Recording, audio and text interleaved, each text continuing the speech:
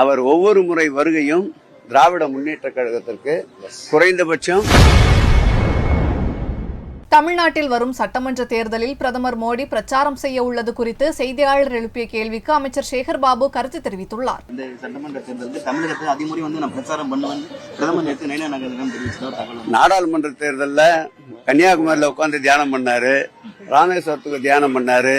அவர் ஒவ்வொரு முறை வருகையும் திராவிட முன்னேற்ற கழகத்திற்கு குறைந்தபட்சம் 3% வாக்குகளாவது உயர்வை தரும். ஆகவே அவர் வரட்டும், வருகை என்று நாங்களும் அவரை வரவேற்கின்றோம். யாரோட கூட்டணி? பல வியூகங்களை வகுக்கிறாங்க. நேற்று கூட மாநில தலைவரை சந்திச்சு சார், நாங்கள் மக்களோடு கூட்டணியை வைத்திருக்கின்றோம். இவர்களை பற்றி நாங்கள் கவலைப்பட வேண்டியதில்லை.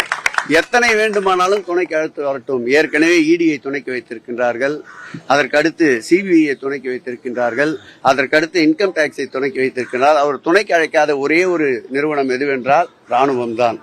அதையும் அழைத்து வரட்டும். ஒற்றை ராணுவமாக இருந்து எங்கள் முதல்வர் அதையும் சந்திக்க தயாராக இருக்கின்றார். செய்திகளை உள்ளது உள்ளபடி தெரிந்து கொள்ள ரெஃப்ளெக்ட் நியூஸை சப்ஸ்கிரைப் பண்ணுங்க.